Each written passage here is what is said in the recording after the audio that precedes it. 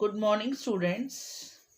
Today we take book Beehive, lesson 1, The Fun They Had, written by Isaac Asimov. First of all, we know about the author. Isaac Asimov was born on January 2, 1920 in Russia. His family moved to the United States when he was a toddler. toddler मतलब जब अभी उसने घुटनों से चलना भी सीखा नहीं था. His family owned a series of candy shops and called upon him to work in the store as a youngster. Family ने वहाँ पर जाकर एक कैंडी शॉप शुरू करी और वहाँ पर जब वो थोड़ा सा राइटर बड़ा हुआ तो उसे भी शॉप पर एज ए यंगस्टर काम करना पड़ा. He was an associate professor of biochemistry at Boston university school of medicine. जो एसिक एसमूव जो राइटर थे वो as a professor biochemistry Boston at university school of medicine, वो वहाँ पर बायोकेमिस्ट्री के प्रोफेसर थे. He was a prolific and varied writer. Prolific means different, बहुत सारी, जिन्होंने बहुत सारी राइटिंग करी हो उसे बोलते हैं प्रोफेलिक. एंड और तरह तरह की राइटिंग, वेरिड मतलब बहुत तरह की राइटिंग करी हुई थी, राइटर थे, हर तरह की राइटिंग्स करते थे. Apart from the science fiction, he was also known for writing books on astronomy, biology, mathematics, religion and literary biography. इस सब टॉपिक्स पर भी उन्होंने बहुत सारी बुक्स लिखी थी. At the age of 72, he died on 6th April 1992 in New York City. First of all, मैं आपको थीम ऑफ द स्टोरी बताना चाहूँगी. The present story unfolds the picture of future schools where the mechanical teacher will teach the student and books will be meaningless. कहते हैं कि इस story के अंदर जो भी करेक्टर्स हैं उन्होंने एक इमेजिन किया है कि हमारे फ्यूचर का स्कूल कैसा होगा. वो स्कूल होगा मैकेनिकल, वो स्कूल जो है विदाउट बुक्स होगा. और मैकेनिकल टीचर मीन्स जो ये इलेक्ट्रॉनिक गैजेट्स हैं इनके थ्रू, इंटरनेट के थ्रू, गूगल के थ्रू, किसी की मैकेनिकल टीचर्स इन्हें बोलते हैं, इनके थ्रू स्टडी होगी और बुक्स जो होंगी वो मीनिंगलेस होंगी. Actually the student and will learn only from the E book से पढ़ेंगे, मतलब इंटरनेट से ही सब कुछ पढ़ेंगे और बच्चों को बड़े बड़े बैग लेकर नहीं जाना पड़ेगा. And the class test will be conducted online class test conduct किए जाएंगे. जिस तरह अभी आपके स्कूल में भी गूगल फॉर्म में आप क्लास टेस्ट करे जा रहे हैं, तो ये फ्यूचर के जो करेक्टर्स हैं इस चैप्टर के, दो करेक्टर्स जो लेसन में आगे आपको पढ़ने को मिलेंगे, वो इस तरह का कुछ इमेजिनेशन कर रहे हैं. The net will have wide application and the subject like history and the geography will be no more difficult for the student. कहते हैं जैसे हमें अभी हिस्ट्री और ज्योग्राफी के बारे में, ज्योग्राफी की डाटाज और हिस्ट्री की पास्ट डेट्स को याद करने में बड़ी प्रॉब्लम होती है, तो अगर हम ई बुक से, इंटरनेट से पढ़ना शुरू करेंगे तो सब कुछ जो है वो स्टोर हो जाता है और वो स्टोर किया हुआ सब याद रहता है. तो स्टूडेंट्स के लिए ये दो सब्जेक्ट भी बहुत ईजी हो जाएंगे. ये फ्यूचर का स्कूल है. They will get the hard books only kept in the library.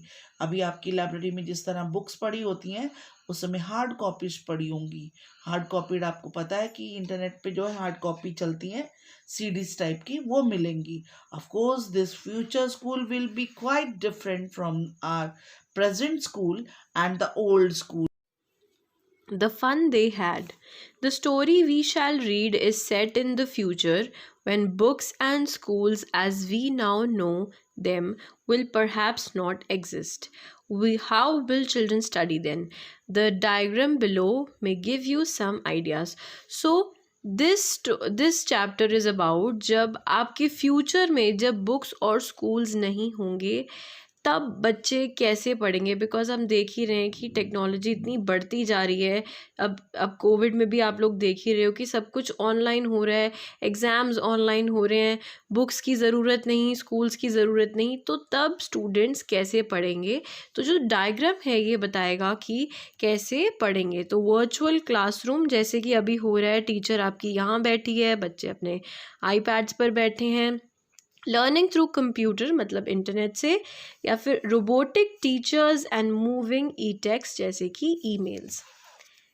In pairs, discuss 3 things that you like best about your school and 3 things about your school that you would like to change, and write them down. So perhaps in your free time, जब भी आप लोग free हो आप लोग discuss कर सकते हो, या अपने आप से भी लिख सकते हो कि आपको स्कूल में क्या चीज़ें पसंद हैं, कोई भी 3 चीज़ें, और क्या आप उस अपने स्कूल में चेंज करना चाहोगे।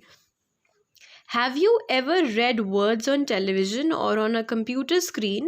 Can you imagine a time when all books will be on computers and there will be no books? Can you imagine a time when all books will be on computers and there will be no books printed on paper? Would you like such books better? So, how would you think कि आप कैसा लगेगा आपको जब जब सारी जो books होंगी वो ई बुक्स बन जाएंगी, सॉफ्ट कॉपीज़ बन जाएंगी, and you will no more have papers to read from. तो क्या वो आपको वो बुक्स ज़्यादा अच्छी लगेंगी? तो that is everybody's personal opinion कि उनको अच्छी लगेंगी या नहीं लगेंगी। So now we go to the chapter. Margie even wrote about it that night in her diary. On the page headed 17 May 2157, she wrote, "Today Tommy found a real book." It was a very old book. Margie's grandfather once said that when he was a little boy, his grandfather told him that there was a time when all stories were printed on paper. They turned the pages, which were yellow and wrinkly, and it was awfully funny to read words that stood still instead of moving the way they were supposed to on a screen, you know. And then when they turned back to the page before, it had the same words on it that had when they read it for the first time. So now इसमें क्या हो रहा है कि मार्जी ने एक बार लिखा था अपनी डायरी में कि 17 मई 2157, अभी तो क्या चल रहा है 2021, तो ये फ्यूचर लिखा है उसने कि इस डेट को वंस कभी शायद टॉमी ने लिखा कि उसको एक रियल बुक मिली। मतलब 22nd सेंचुरी में, मतलब जो 2157 ईयर इतना एडवांस हो जाएगा कि रियल बुक्स जिनसे हम आज पढ़ रहे हैं शायद वो बुक्स हमें दोबारा ना मिले। तो एक रियल बुक मिल जाना इस टाइम पे हो सकता है एक बहुत ही बड़ी बात हो।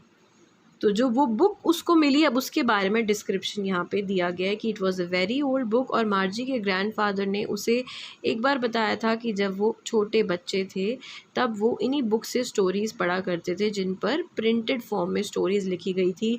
जो पेजेस होते थे वो येलो और रिंकली होते थे और बहुत ही मज़ा आता था उन बुक्स को पढ़ने में, जैसे चंपक चाचा और स्टोरीज़ आती थी टुन्नू मुन्नू की, और वो सब स्टोरीज़ को पढ़ने में बहुत मज़ा आता था। और वॉट दे हैव टोल्ड कि वो द बेस्ट थिंग वॉज कि जब हम वो बुक्स वैसी की वैसी ही रहती थी, वो वर्ड्स वैसे ही रहते थे जैसे हम उसको फर्स्ट टाइम पढ़ते थे, वो वर्ड्स अनचेंज रहते थे, कोई फ़र्क उन वर्ड्स में नहीं होता था। Guy said Tommy, "What a waste. When you are through with the book, you just throw it away, I guess. Our television screen must have had a million books on it, and it's good for plenty more. I wouldn't throw it away."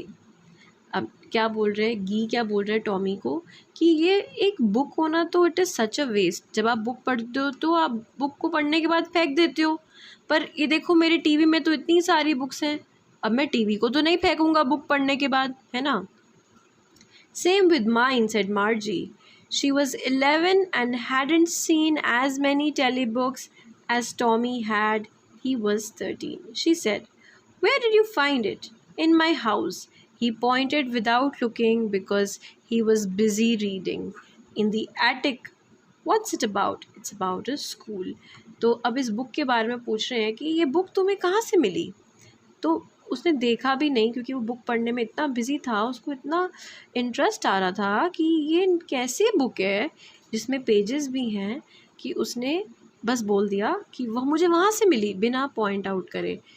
और उससे पूछा गया कि किस बारे में वो book थी, तो उन्होंने बताया कि it is about a school. Margie was scornful. "School? What's there to write about school? I hate school." Margie always hated school, but now she hated it more than ever.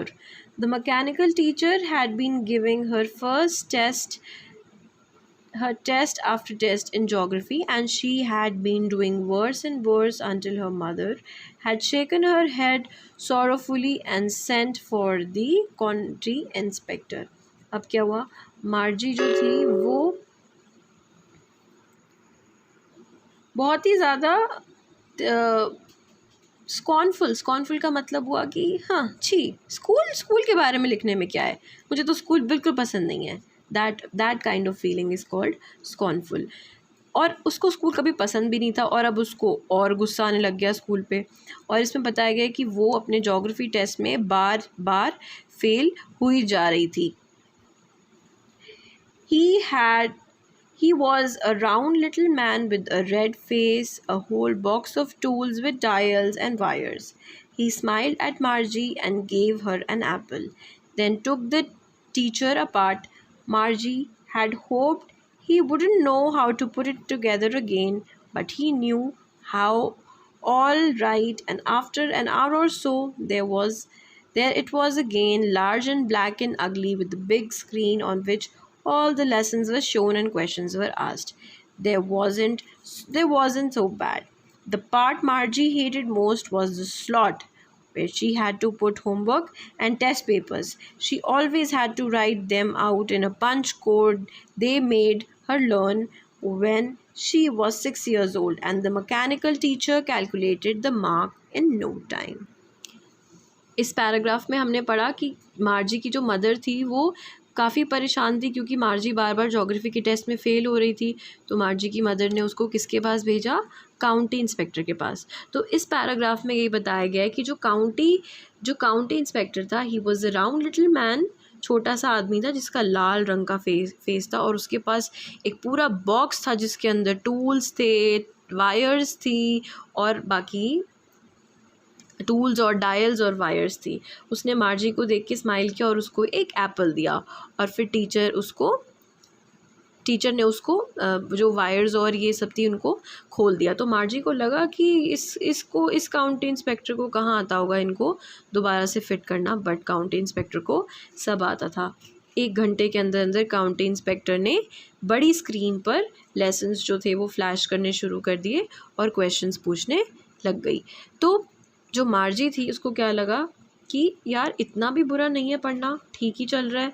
The part मार्जी hated the most was the slot, जहाँ पर उसको homework और अपना test paper जो था वो submit करना था। तो मार्जी को लेसन पढ़ने में कोई दिक्कत नहीं थी, बट जब मार्जी को अपना होमवर्क सबमिट करना होता था और अपना एग्ज़ाम सबमिट करना होता था उसको बहुत प्रॉब्लम होती थी। तो ये एग्ज़ाम कैसे सबमिट होता था, अब देखो ट्रेडिशनली तो कैसा होता है कि स्कूल में बैठते हैं, पेपर होते हैं, पेपर सबमिट होते हैं, फिर टीचर एक एक पेपर चेक करती है। ये हमारा अब का मेथड है, बट हो सकता है आने वाले 100-200 सालों में ये मेथड ना रहे। हो सकता है कि हम ऑनलाइन पेपर दें और एक बार कोड के थ्रू अपनी चीज़ों को अपलोड करें, अपने एग्ज़ाम पेपर्स को, अपने होमवर्क को अपलोड करें और टीचर उसे बार कोड के थ्रू स्कैन करके मार्क्स हमारे बता दें। तो उसी सिनेरियो के बारे में इस पैराग्राफ में बताया गया है कि वो टीचर 1 मिनट में बार कोड से स्कैन कर लेता था और मार्क्स को कैलकुलेट कर लेता था इन नो टाइम मतलब बहुत ही जल्दी, बिना कोई समय को वेस्ट किए। The inspector had smiled after he had finished and patted Margie's head. He said to her mother, "It's not the little girl's fault, Mrs. Jones. I think the geography sector was geared a little too up." Those things happen sometimes. I have slowed it up to an average 10-year level. Actually, the overall pattern of her progress is quite satisfactory. And he patted Margie's head again. Margie was disappointed. She had been hoping they would take the teacher away altogether. They had once taken Tommy's teacher away for nearly a month because the history sector had blanked out completely. So she said to Tommy, "Why would anyone write about school?" तो मार्जी को school इतना मार्जी school को इतना hate क्यों करती थी? क्योंकि हम मार्जी के स्कूल के बारे में अगर बात करें तो मार्जी का स्कूल 2157 का स्कूल है। अभी हमारा कौन सा चल रहा है? 2021। तो मार्जी का स्कूल, हम कौन से ईयर की बात कर रहे हैं? 2157 में कैसा स्कूल होगा? वो मार्जी का स्कूल है जहाँ पे रोबोट्स पढ़ाते हैं, जहाँ पे स्क्रीन्स पे पढ़ाई होती है, जहाँ पे बुक्स नहीं होती। तो मार्जी जो थी ज्योग्राफी में अच्छी नहीं थी, उसकी मदर ने उसको इंस्पेक्टर काउंटी के पास भेजा। इंस्पेक्टर काउंटी ने उसके टेस्ट लिए। तो इंस्पेक्टर काउंटी ने देखो क्या बोला मार्जी को कि मार्जी की ज्योग्राफी इतनी बुरी भी नहीं है। एक्चुअली जो सिलेबस था वो बहुत ज़्यादा फास्ट चल रहा था, इसलिए मार्जी को समझ नहीं आ रहा था। तो अब उन्होंने क्या किया, जो सिलेबस था वो थोड़ा स्लो डाउन कर दिया, पर मार्जी की प्रोग्रेस जो थी वो क्वाइट सेटिस्फैक्ट्री थी, मतलब शी वाज डूइंग वेल। तो ये बात सुन के मार्जी जो थी बहुत ही ज़्यादा डिसअपॉइंट हुई कि यार मुझे तो लगा था कि शायद इस टीचर को भगा देंगे, जैसे कि टॉमी की टीचर को भगा दिया था, पर इस टीचर ने तो बहुत ही अच्छे से चीज़ों को हैंडल कर लिया। तभी मार्जी ने टॉमी से पूछा कि यार स्कूल के बारे में कौन लिखता है, क्योंकि टॉमी के पास कौन सी बुक थी? एक सेंचुरीज अगो की बुक, जहाँ पर स्कूल के बारे में, हाँ, आज के स्कूल के बारे में बताया गया था। तो अब देखो इस पैराग्राफ में क्या बोलते हैं। Tommy looked at her with very superior eyes, because it's not our kind of school, stupid, it's the old kind of school that had hundreds and hundreds of years ago, he added loftily, pronouncing the words carefully. Centuries ago. Margie was hurt. Well, I don't know what kind of school they had all that time ago. She read the book over his shoulder for a while, then said, "Anyway, they had a teacher." Sure, they had a teacher, but it wasn't a regular teacher. It was a man. A man. How could a man be a teacher? Well, he just told the boys and girls things and gave them homework and asked them questions. तो अब आज के school के बारे में Tommy जो है वो मार्जी को बताने जा रहा है। क्या देखकर? बुक देखकर। ये मार्जी है, ये टॉमी है, ये बुक है जो इनको मिली है इस ज़माने की, और वो सोच रहे हैं कि कैसा होता होगा स्कूल, क्योंकि ये कौन से ईयर में है?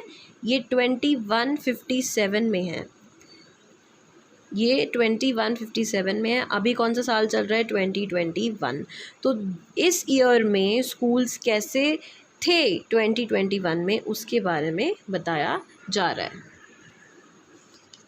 तो बता रहे हैं कि अरे ये हमारे टाइप का स्कूल नहीं होता था, ये उस ज़माने का स्कूल था, सालों पहले स्कूल कैसा होता था। तो मार्जी को बड़ा बुरा लगा कि यार ऐसा कैसा स्कूल होता था, मुझे तो अभी का स्कूल पसंद नहीं है, तो पहले का स्कूल कैसा होता था। तो टॉमी जो है मार्जी को बताता है कि देखो उस टाइम, ऐसे बुक को पढ़ते हुए बताता है कि उस टाइम उनके पास टीचर होते थे, और टीचर कौन होते थे? वो रेगुलर टीचर नहीं होते थे, वो मैन होते थे, मतलब ह्यूमन बींग्स होते थे। मतलब इनका रेगुलर टीचर 2157 में एक जो रेगुलर टीचर होता है वो एक रोबोट होता है। ऐसा हम सोच रहे हैं कि शायद होगा, शायद आने वाले टाइम में रोबोट टीचर होंगे। तो ये आने वाले टाइम के बच्चे हैं और ये अब के टाइम के बारे में डिस्कस कर रहे हैं। तो टॉमी बताता है कि वो रेगुलर टीचर नहीं होते थे, वो आदमी होते थे, वो ह्यूमन बींग्स होते थे। तो मार्जी बोलती है, a man? How can a man be a teacher? एक आदमी, एक ह्यूमन बींग टीचर कैसे हो सकता है? पर हम तो देख रहे हैं कि ह्यूमन बींग्स ही टीचर होते हैं।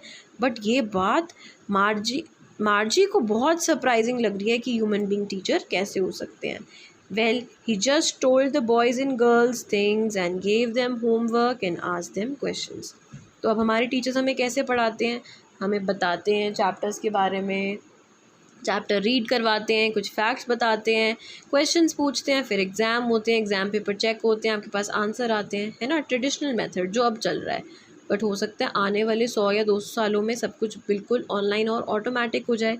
तो ये आने वाले टाइम के ही बच्चे हैं जो इस टाइम में क्या हो रहा है, क्या चल रहा है, उस बात को जानकर सरप्राइज़ हो रहे हैं, क्योंकि उन्होंने आज के टाइम पे जो चल रहा है वो कभी शायद सुना ही नहीं होगा। वो उनके लिए बहुत ही सरप्राइजिंग होगा।